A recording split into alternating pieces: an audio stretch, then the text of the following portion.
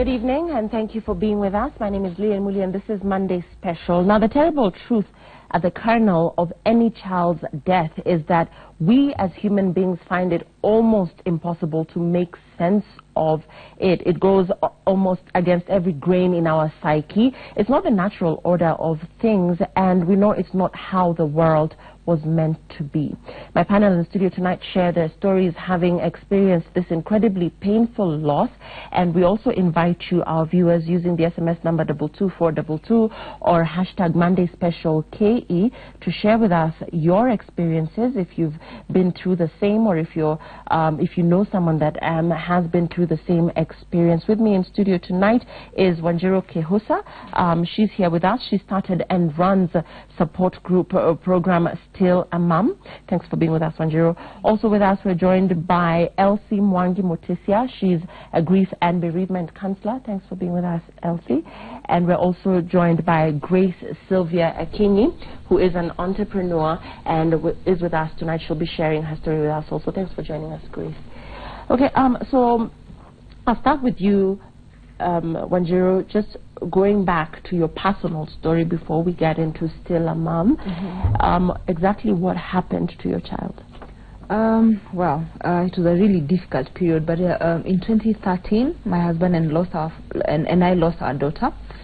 We were 20 weeks pregnant, so that's 5 months. We were already showing. We knew it was a girl, and then just one day in the middle of the night, the contractions came. Of course, then I did not know that was labor, but drove to the hospital very fast. They tried to stop the labor. Unfortunately, they could not. And so what happened is we delivered the baby. By the time she was born, though, she had already passed away. And then a year later, in 2014, we lost another baby, but this time as an early miscarriage. And so generally that is where this entire big story of Still a Mum came from. It was really devastating. It's not something that anyone prepares you for, really. I think the order of things is you get married, you get pregnant, you carry your pregnancy to term, you get into the hospital, you walk out with the child. I mean, and you go home and you outlive your child, as in your child outlives you, you know. That's how it should be. So for us, it was quite shaking, and I even had to leave work at some point because it's unexplainable grief, really. That's all I can say. So these are 2 miscarriages. Did you have a child prior to this experience? Did you have a child after? They were both my first and second born, and now I have an 8-month-old son, which has taken us 5 years into our marriage. So it's been a really, really long journey of trying to get children from 2 losses, and then trying to conceive, then finally, you know, we have a rainbow babies, as they are called. But yeah, they were my first and second children. Yeah. I'll come back to you, Wanjiru. Grace, let's come to you as well. Wanjiru's story is the case of miscarriage for women who don't carry their babies to term, and a lot of our viewers are actually writing in and saying they suffered the same. Your story, what exactly happened to your child? Well, for me, it's so different because she was my firstborn. She was 9 years, going to 10. So on that day, things just happened. Within a few minutes, she was gone. She had a slightly accident in the house, and within 7 minutes, she was gone. And that was it. It's been very, very, very difficult. But I keep telling myself at the end of the day, God is my strength.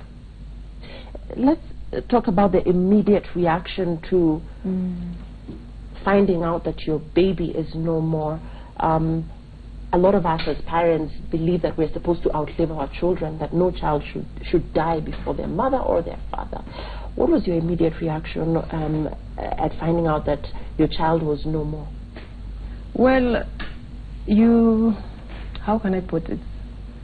It takes time for you to just realize that she's not there, because she died on my hands. I was holding my daughter like this. She died when I was looking at her. And it takes time, because you don't know what to do. You're busy praying. I'm with my daughter here, and my son is here crying. It was very difficult for me, but somehow. How long ago was this, Grace? We are talking about 5 years now, because it was on 2013, 23rd of April. 5 years, and the question is, does the situation get any better? Does the pain get any less as the years go by? What are you feeling as the years go by? Well, they say time heals. So for me, just a day at a time. A day at a time. Yeah. A day at a time. That's for me. Yeah. Wanjiru, getting back to you, talking about the miscarriage, you lose your baby at the first attempt. The second time round, you lose a child again. What is going through your mind at this time? And for you, you tell us that eventually you had a child, and you know, you call your child a rainbow baby. Let's talk about this repeated misfortune, this repeated, for lack of a better word, bad luck. What is going on in your mind? What are you feeling? What is how is your spouse reacting to news that the child is no more? One of the things that comes to you is that you feel like you cannot catch a break, you know, and then because you feel like things are happening to you in quick succession. I mean, just before you are able to breathe, here is something more difficult for you to go through. But again, also is the feeling that you're overwhelmed, and it's a bit like, can I really get up from this? Can I be able to, I mean, even small tasks like to get up in the morning and take a shower and go to work become very, very difficult because you're stuck in this place where, because really death does this thing to you, and it doesn't matter whether it's the death of a child or the death of an adult, but death really has a way of just catching you off guard, and life sort of stops. And you're trying to seek meaning of life, and so it's really just a really difficult phase. And again, now when it comes to the spouse, is you're grieving the same child, sometimes grieving differently, sometimes grieving individually, and then sometimes also grieving together. So it's a very, and then again, this is something no one quite prepares you for, because I mean, even if you go through premarital counseling right now, all I remember hearing is, what do you do when the babies come? How to not lose your spark? How to, I mean, discipline your children? How to raise kids? Nobody tells you, one, that you might not get kids, you know. It may be, the journey there might actually be really, really difficult. And there are many people struggling with infertility and issues like that. Then nobody tells you that you may lose those children, you know. And so it's an area where no one has quite prepared you for. So you're really just trying to find your footing in all this and make sure you don't drown. And, you know, just survive this, really. To you, as a person, you're questioning yourself as well. Did you ever go through moments of extreme guilt or moments of questioning, what might I have done wrong? I felt that a lot, and very often. I questioned myself. I was upset at God so much because I felt like, I mean, we had come so far. I felt like he had led us on, like, I mean, we had been waiting for a family. So yes, there's guilt. You feel like, did I overwork? Did I work too much? Why is my body disappointing me? I mean, we've finally gotten here. We are supposed to be getting children. So why can't my body do this? And it doesn't help that everyone your age seems to be getting pregnant with ease and leaving the hospital with babies, including, as in literally you're pregnant around the same time with people, and they get to go home with their children. And there's a feeling of, why can't I do this? What's wrong with me as a woman? And again, society is not helping because there's a way we tie motherhood and womanhood. So then if I don't have children, there's a way I don't feel like I'm a complete woman, and there's a problem with that. And your in-laws, your family, your immediate family, at this point you're already showing, like you said. So what is the reaction from that end? What are they saying? What is their reaction to the fact that second time coming and baby is no more? I think I am really, really blessed because, to be honest, I wouldn't be able to even do still a mom if I had family that was odd or that were not supportive. I had very supportive immediate friends and immediate family. My in-laws are amazing. They kept wondering why we are so stressed, like, just take it easy. You can even take a few years and breathe through this and wait. There was no hurry for where are the grandkids, and even my mom was very, very supportive. So I'm in a very interesting place, which allows me then to run Still a Mom, to ensure that that person now who does not have that kind of support comes and gets support. But I also ensure that we are training and teaching society so they respond to that woman properly at home as well. Okay, before I go to Grace, did the doctors ever tell you why this was happening? Was it a similar situation to the first situation? Yes, I have a very good guy now who has worked with me for the 5 years of my marriage, and even is the one who delivered my current child. And the first, early on, we caught, even my first loss had a threatened miscarriage at around 8 weeks. And she caught on that I needed to be put on hormonal support. And so that's what she did. Unfortunately, now the loss at 20 weeks was caused by an infection. It's called listeria. It's kind of like a stomach bug. Except, you know, when you're pregnant, your immunity is low, and so it was a blood infection that was caught too late, and which now infected the baby. The postmortem was horrible. But then when she looked at the second loss as well at around 8 weeks, and she realized every time around this time, we will need to do hormonal support. And so my third pregnancy with my son was extremely difficult, which meant I was on medication almost my entire pregnancy. I had the risk of preterm labor, so I was on bed rest from about as early as 26 weeks all the way until I delivered. I was on bed rest. So yes, it's been an interesting journey, but with a really good doctor, it helps to know that they fought for your child, because I think it also helps for the grief process to not have like 10 people to blame. You know, and I'm glad that you said that, because a lot of mothers blame the gynas, a lot of mothers blame the doctor, and they feel they could have done better. Grace, back to you. In the case of your child, did you experience any guilt? Did you go through periods of asking yourself, and indeed also for the father of the child, were there questions around why this happened at home, who you had left under the care of the child? Of course, you go through all those questions. You ask yourself, was I a bad mother? Was I not keen enough? You go through all those questions. I keep asking myself, what did I do wrong? What did I wrong? What did I did wrong? Maybe I could have done something right. You know? You ask yourself all those questions. To you, Elsie, let's talk about the immediate reaction and the common grief reactions from mothers who have lost their children. There's different case scenarios. There's miscarriage, there's accidents in the home, and particularly under the care of somebody else, when you as a mother know that this was not under your care, and therefore, you know, perhaps blame towards the nanny or towards the teacher. There's cases of cot deaths where your child was asleep. There's choking. There's a lot of incidents that could lead to this. The reactions that you've had to deal with as a grief therapist, the immediate reaction from mothers who just don't understand why this had to happen to them. Death being a shocking thing, the first thing that gets into a mother is shock, because now you don't even know what has happened. Death is too fast. And then denial. You don't believe that your child is no more, even if she's lying there or he's lying there. You are thinking that maybe this child is asleep, I'll pat him or her and he'll wake up. And in the moment of shock and denial, there is a lot of numbness. There is a gap that the mother doesn't know where she was at that time, because all these feelings come together and they have to be processed together, which is very difficult.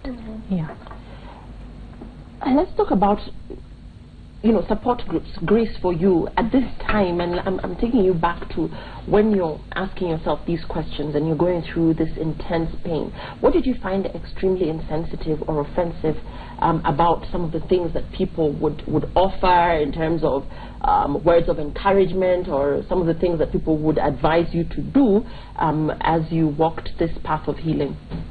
Well, it's very funny, because everybody has their own way of telling you.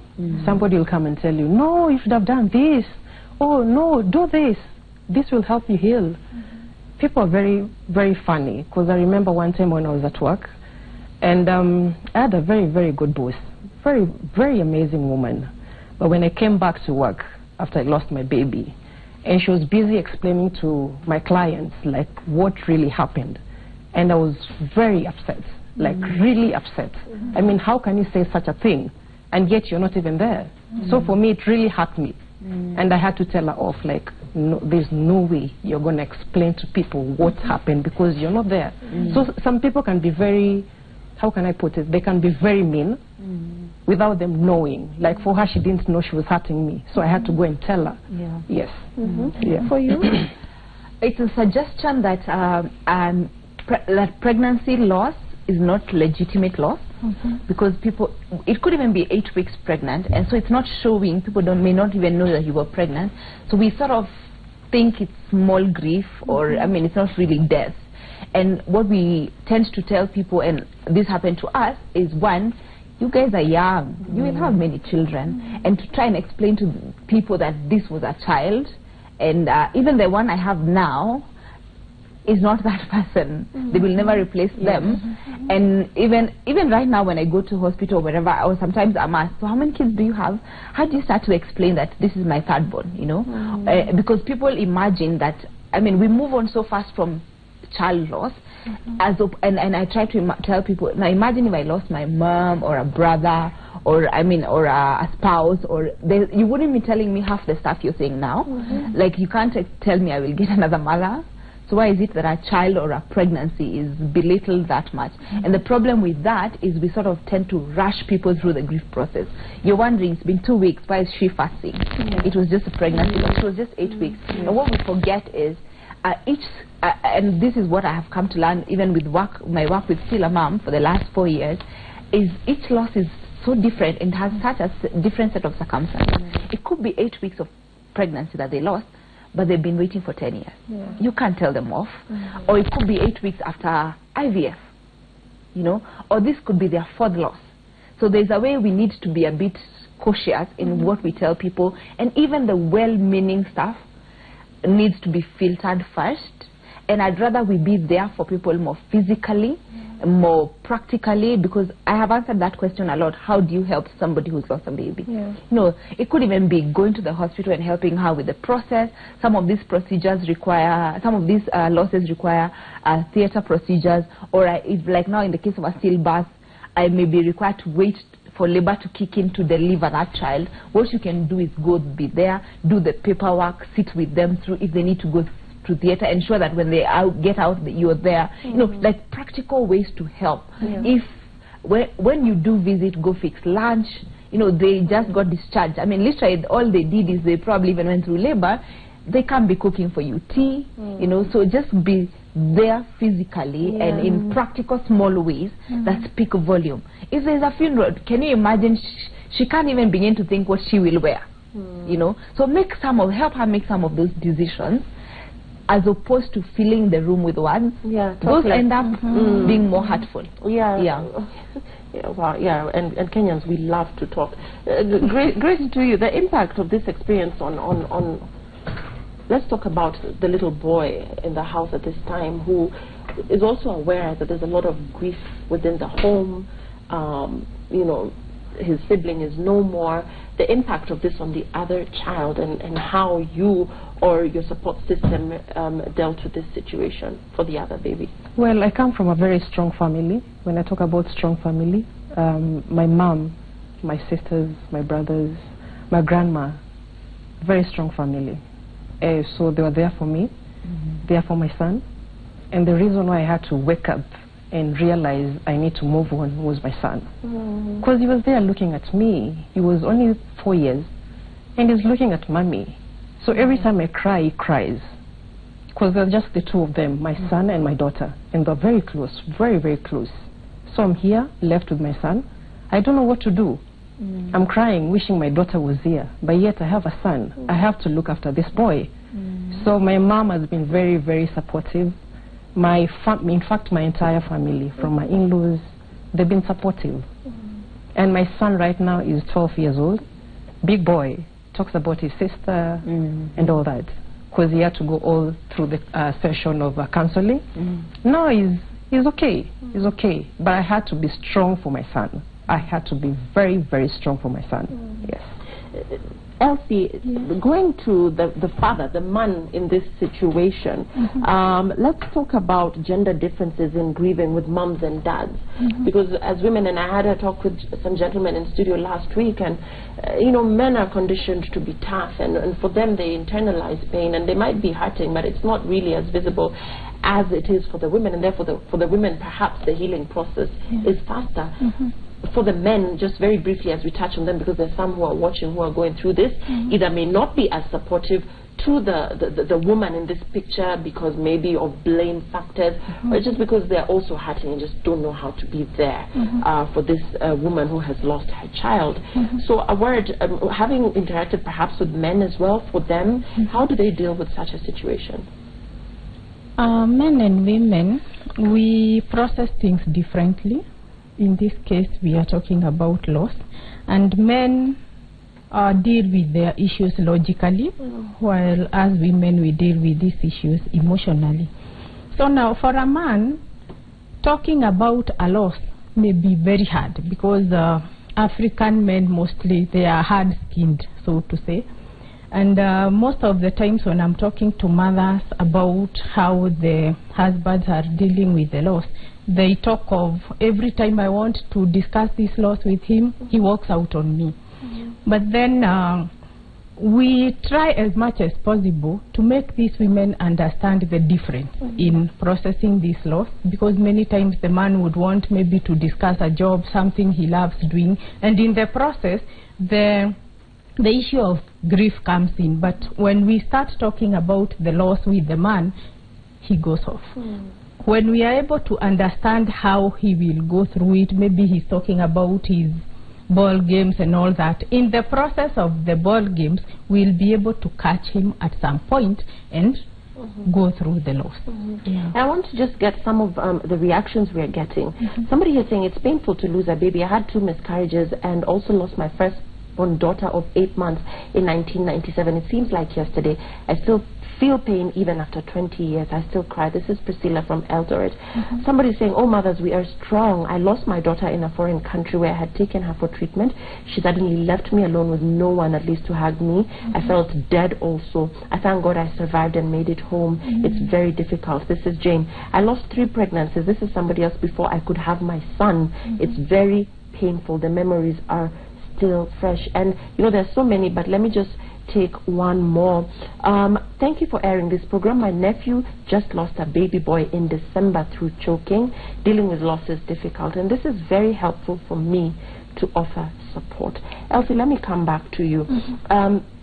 For Wanjiru here, after a while, she and her husband decided to try and have another child, and their baby is here today. They can live to share that story. For mothers who perhaps have lost their child, like this lady here is talking about her nephew who lost a baby boy through choking, for incidents like this, which are so sudden and so traumatizing, how soon before you try to have another baby? Is it advisable to try immediately? Should you give yourself some time before you perhaps go that route again? That is a tricky question, because I know that gynaes are in the habit of saying, please try and have another child immediately. It will help you get through this pain. I don't know how advisable this is. I don't know how true this is. I don't know whether it works for a significant number of people or not. Okay, some women really want to have children, but now the process of having the baby die as you watch, and the process of going through the hospital, working out the paperwork, the grief that you are going through, it kind of puts them off, some of them. Others are looking for the babies, they cannot conceive. It is another loss, because now when you know you have so to say there is a concern, a medical concern that may be causing all this, you feel like maybe I need more time to heal, or I need to be fast enough before I grow older so that I can get a child. So this thing is, it is subjective. There are those who want a baby immediately. There are those who would want to wait because of psychological fears. For you, did it help with the healing? Yeah, it really helped to wait until I was in a place where remind us how long it took before you took some time. Yes, our loss was in 2014, and our son was born last year. That is about 3 years. But I feel, of course, that we also had a few challenges with conceiving, but I feel like I was in a space where I had grieved my other losses, and I feel like I was ready to now carry a pregnancy, because I think also psychologically, as much as there's a void, you can't wait to get pregnant. Every time you see pregnant people on the street, it bothers you, and you feel like getting as in another child might fill that void, because it starts to become almost like a desperate desire. But I think it's also good to breathe. You know, first of all, there's a medical issue that maybe you wait for the doctor to clear you, but also mentally. You don't want to deliver this baby and you have not quite healed from the other loss, because then are you going to be a good mother to this one? Like she was saying, that I mean the healing process is important because of this child that is also coming, and they need to find you in a good mentor situation, because death and grief is, we're talking about issues of like depression, we're talking about issues like extreme issues like suicide. If that is the space you were in, then you really don't want to rush into a child, because I mean you really want to be able to bring your A game into motherhood. So I'd really advise you to follow the doctor's advice as to the time given, but also work on your mental capabilities. Talking about working on your mental capabilities, Grace, for you, you talked about having a very supportive family, but sometimes this is just not enough for some people. Some people don't have as supportive a family. What worked for you, aside from your family, towards the process of healing and just coming into accepting that this had happened? My God. Yes. God saw me through it until now. He's still holding my hand, and I'm still going strong. It's just God. It's God. He's the one who gives, he's the one who takes. Yeah. So it's just God. And I keep telling myself, I wish I could have another baby. I wish I could have another baby. I wish I could get pregnant. But now even if I get pregnant and I give birth, that child will never be the same as the one who has gone. They're two different people. They can never be the same. She's special in her own way, and this one which is coming is special in his own way. Yes. Talking about the mental state of mind as well, Elsie, here you are, you've lost a child, and then you opt to have another child. Those 9 months, the anxiety, and even after you have this child, just that state of that constant state of anxiety, of wondering whether your baby is okay, really fearing that the same could happen, because I mean this trauma, does it really go away? Walk somebody who is now pregnant and perhaps is going through the same, perhaps lost a child and has now opted to try, to have another child, and is going through this intense periods of anxiety and stress over the fact that something could happen to their baby. Yeah, it is a very difficult situation.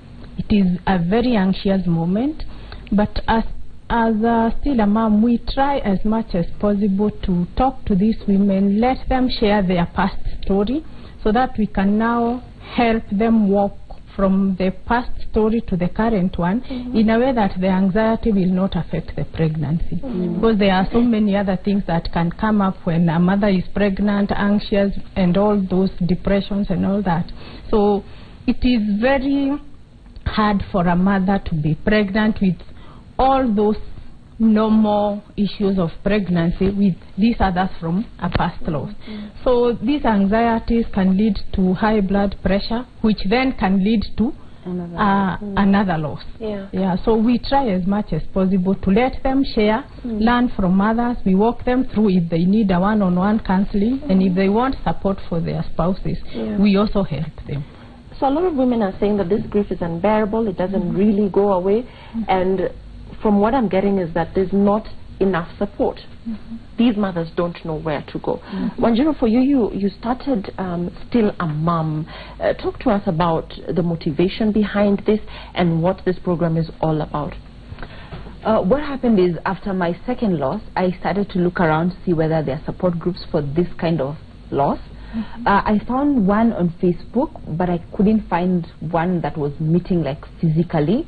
And so what I did is I just blogged about it.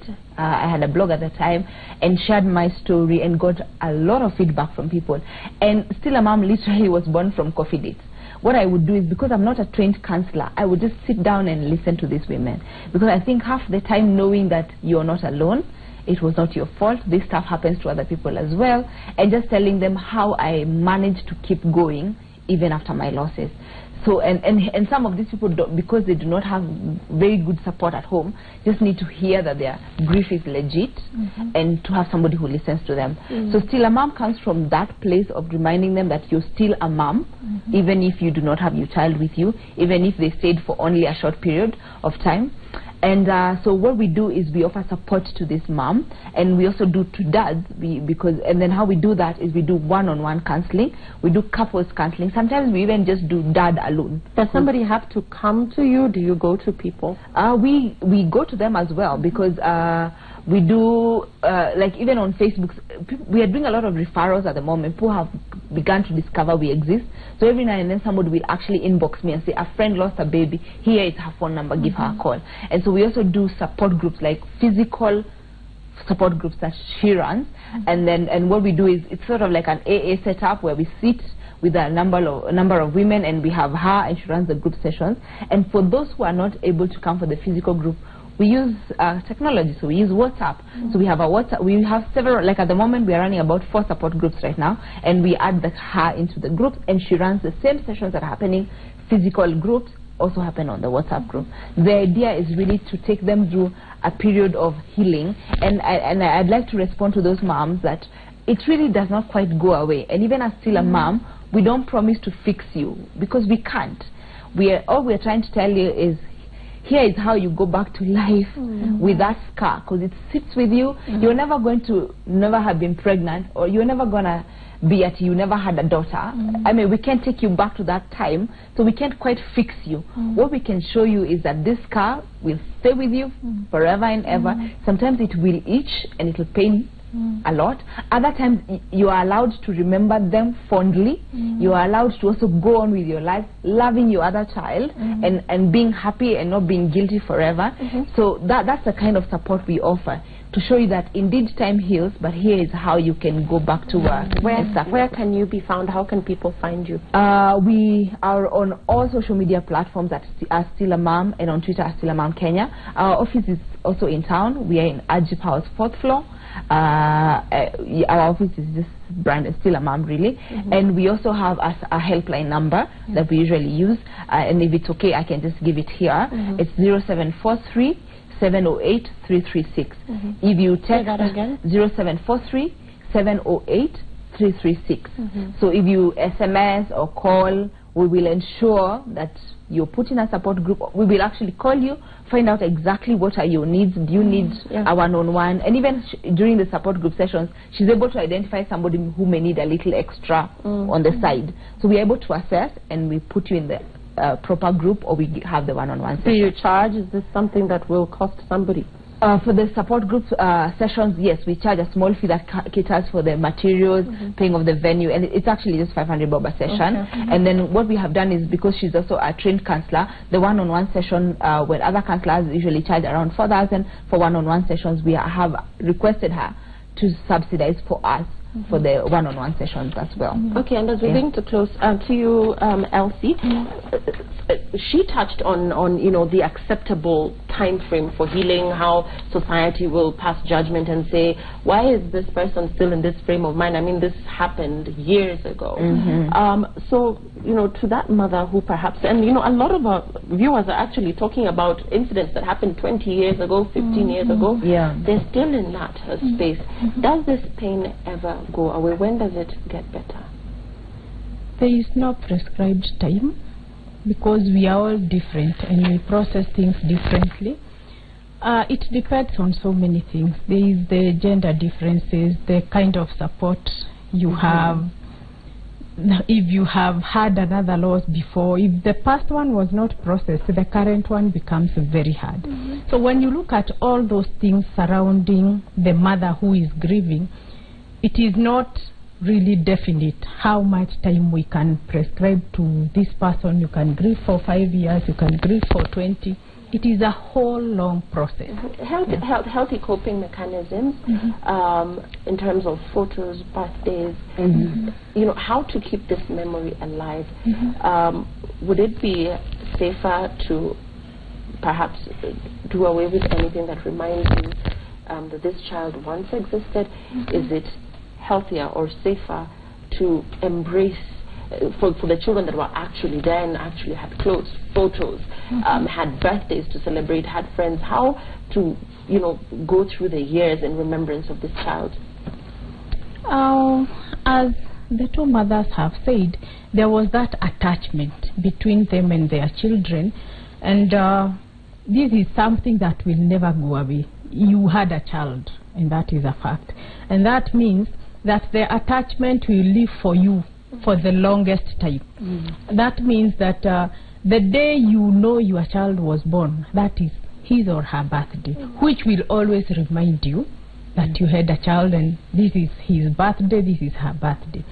So the healthy thing to do is to go through this process of healing, so that by the time this date comes, you will be able to know, okay, this is my child's birthday. Yes, he or she is not there, but I've gone through this process, and as I celebrate the birthday, I'm celebrating my child, but it is not really eliciting those negative feelings. Yeah. Okay. And to you, Grace, first let me take this comment. I lost my child after nursing in a ward. According to the doctors, I had taken too much medicine during the period. To my surprise, my in-laws condemned me as if it was my fault. I feel so bad to date. It's now 7 years since. So not only this testimonial, but a lot of women here are talking about the blame that comes from husbands or in-laws, you know, even from your own family, really. People looking at you and thinking that perhaps there's something that you could have done better. Talking to this mother and to all the mothers out there that are dealing with a lot of guilt because of the questioning and because of people passing judgment on them.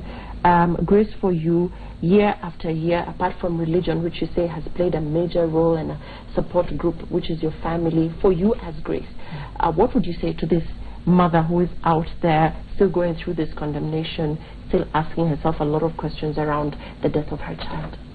Well, like I said before, it's just a day at a time, a day at a time. When I lost my daughter, it was 23rd of April, and she was born on 23rd of August. So 23rd is a very big day for me. I lost a daughter, and I received a daughter. So it's just a day at a time. There's nothing much we can do. Just a day at a time. Yes, God is the one who gives, and God is the one who takes. So for me, like I said, my God is there for me, and my parents are there for me, my family is there for me, my in-laws are there for me. But you as a person, you as a mother, just accept it. It's not easy, it's never easy, but just accept it. The more you accept it, the more you acknowledge yourself, the more you acknowledge that these things happen. You might, like for me, she was 9 years old. For you, she was just like maybe 8 months. Maybe for somebody else, it was just 2 days. Maybe for somebody else, it was just an hour. But just accept and just heal with a day at a time. Yeah. And there are people who are not as comfortable. Wanjiru here has a support group, but there are people who are not comfortable talking about their issues to strangers, people who are not close to them. There are people who are just introverted by nature and just prefer to go through their silent moments and perhaps think that this is healthier, and over the years are thinking that they're getting better, but perhaps are not.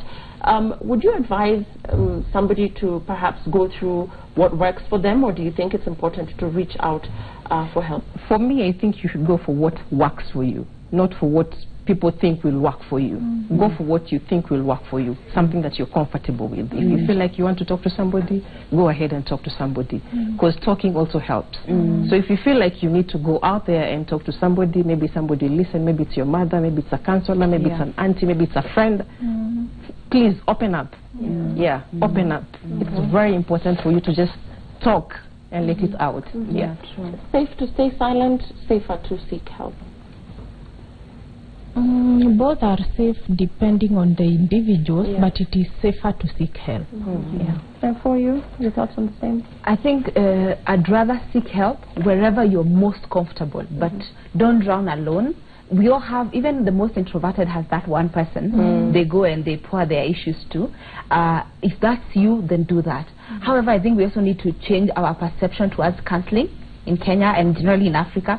We find like going to seek help from a professional is a Mzungu thing, or there must be really you have money to go talk to somebody else, and yet when you break your hand, you actually go see a doctor. And I think also mentally, because she's trained to do the things she does, that is why I do not try to cancel people who come to me.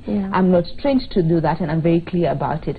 So I think I have personally gone to a counselor when I was grieving, and I can tell you for a fact that it has helped me. I still see a counselor because of the kind of stories I deal with on a daily basis. That stuff is heavy. You need to go lay it down on somebody else with a professional. So let's also change our mind shift, so we are not stuck, depressed, not leaving the house. You look for help wherever it can be found. We thank you so much for your time, ladies. With me in studio is Wanjiru Kihusa. She is the founder of Still a Mom. If you look up on my social media later today, that's at Lilian_Muli on Twitter, or on Instagram at Lil Muli. I'll be posting details on Still a Mom. You can get those details there for those of you who are asking how you can join this support group. We're also joined by Elsie Mwangi Mutisia. She's a grief and bereavement counselor. She works with Still a Mom, and she'll be able to walk you through your journey if at all you feel that you need some support and you need to talk to somebody. And we're also joined this evening by Grace Sylvia Akinyi. She's an entrepreneur. And Grace, you were telling me earlier about your herbal business and what you do. Well, I do herbs. I grow my own herbs. I do spices. So out of those spices and herbs, I make different things. My company is called Moravo Naturals. I'm always on the organic market, so I move from one market to another. Like tomorrow, I'm going to be at Sarit Center from 7 to 7. And I talk to women, like you said, about hormones, burning excessive fat in their body and all that. Yes, I have very natural supplements for your skin, for your hair. I have oils that grows your hair within 5 weeks for women. For men, it's 2 months, and it's all natural. And then, of course, I give you tips on how to use natural products from your kitchen, things like treatment, how to take care of your skin, how to take care of your body as a woman. It's very, very important. Yes, and it's all about the natural stuff from your kitchen. Okay, great. So, very powerful stories here. We thank you so much for sharing your individual stories, and for all the women who are writing to us and saying that you've been through a similar situation. Our hearts are with you, our prayers are with you. As a mother, I will tell you, I must understand that is indeed a very painful experience, and therefore we thank you so much for engaging in this topic of discussion with us. You can catch our link on YouTube later on. It will be up for those of you who want to get more specific details on Still a Mom, if you might have missed out on that contact detail. This will be up on YouTube very shortly. That was Monday Special. Thank you so much for watching. My name is Leila. Good night.